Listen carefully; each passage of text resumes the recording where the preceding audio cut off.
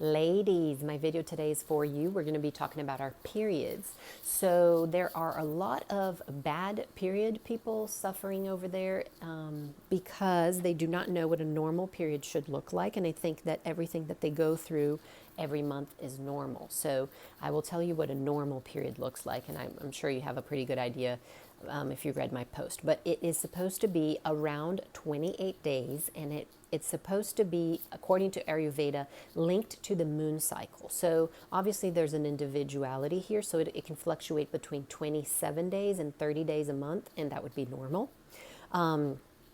It is supposed to last around 5 days, so from 3 to 7 days. It's supposed to be continuous, so no stopping and coming back over. Bright red, less than 80 milliliters, so that's I think 2.7 ounces per month. A lot of people having more than that. It's supposed to be bright red, crimson, not too dark, not pale pink. There's supposed to be no odor, no strong odors. And if you do have any cramping at all, it's supposed to be very, very, very little and just in the beginning. So if you're having a lot of cramps, if you're bleeding way too much, more than the 2.7 ounces per month, if it's going over 7 days, if your cycle does not come certain months, or if it comes twice a month, there's definitely something wrong. If you have blood clots, you should investigate. And these are things that are usually easy to solve. Usually the problem is an estrogen dominance with these bad PMSs and blood clots and a lot of water retention. That is related to estrogen dominance. And I have been talking about here how important it is for you to change out your personal hair care, not hair care only, but the personal care products in general. Everything you put on your skin, you really absorb it. It goes straight to your bloodstream. It doesn't even go first pass to the liver. So there has all these xenobiotics that you have to deal with when you're having that, when you're eating too many things heated up in plastics, when you're drinking too much from plastic water bottles, all those parabens and phthalates that you put on your skin. All that disrupts your estrogen metabolism and puts you into estrogen dominance, meaning your estrogen is high in relation to your progesterone. And so you get all these uncomfortable symptoms. But there are other symptoms too, even when you have like a macronutrient deficiency, maybe you have like thyroid issues. So it's something you have to investigate. So once you determine that your period is not like this, like it should be, then you have to investigate. So let's go back to Ayurveda and what they say. So we have three basic phases in our whole cycle. And so we start with the follicular phase, 1 to 14 days, and that would be a kapha phase. So you would have a little bit more of water retention in that period. You'd be a little bit more lethargic during that period. Then you ovulate with pitta.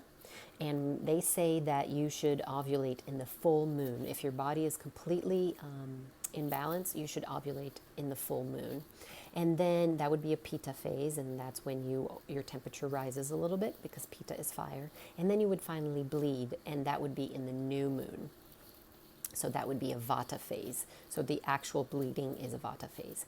And so if you have vata, kapha, and pitta imbalances, your period is going to look very different. So if you have a very imbalanced vata dosha, your period is going to be light and irregular. You're going to have a lot of mood swings. You're going to be very anxious and nervous and very spacey. So if you have a pitta imbalance, you're going to have very heavy bleeding, and you're going to be irritable, really, really angry, have a lot of cravings, a lot of appetite. Your acne is going to be all flared up. You're going to have some diarrhea.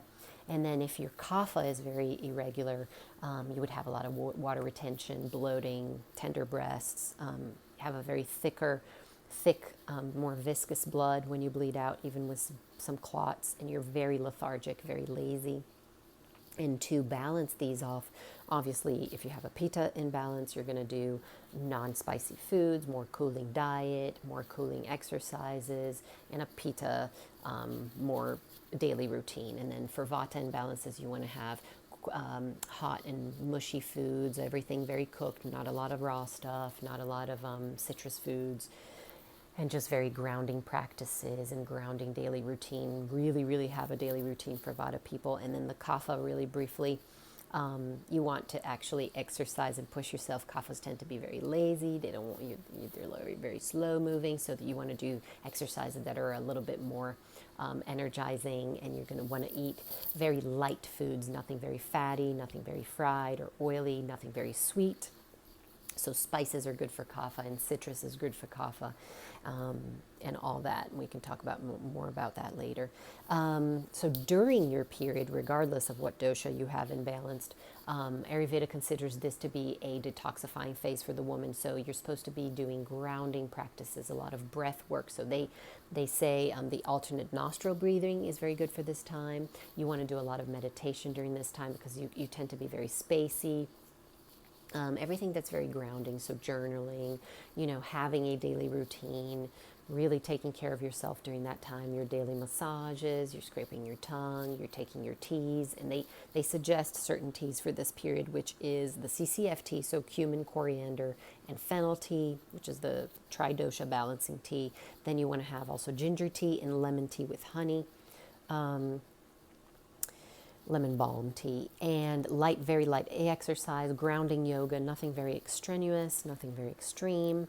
A lot of ginger, cardamom, saffron, cumin, coriander, fennel, and cinnamon in your diet, in your foods, very warming spices, because Vata tends to be very cool, very cold, and you want to eat a simple diet, so nothing very complicated in terms of fried and processed, just less ingredients and very mushy and liquid and very well cooked during this time, just to give your digestive a break, because it's having to deal with other things like that.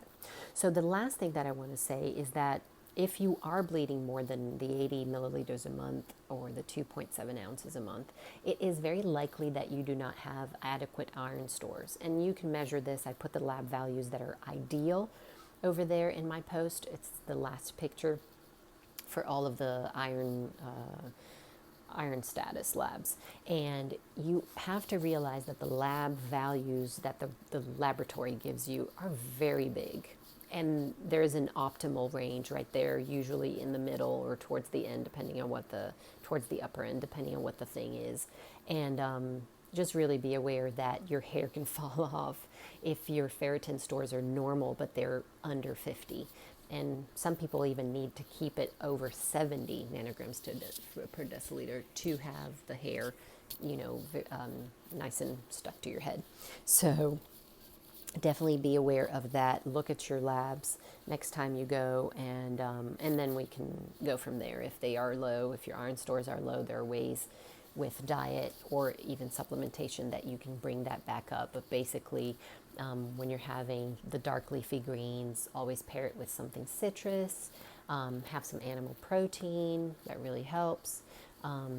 If you do eat red meat, maybe do it twice a week to have the iron from that, because having good iron stores is not just for your hair. It even your energy levels, because it participates in the electron transport chain. The cytochromes all have heme, and heme need iron to be made, among many other nutrients. So that was what I had for y'all today. And let me know if you have any questions.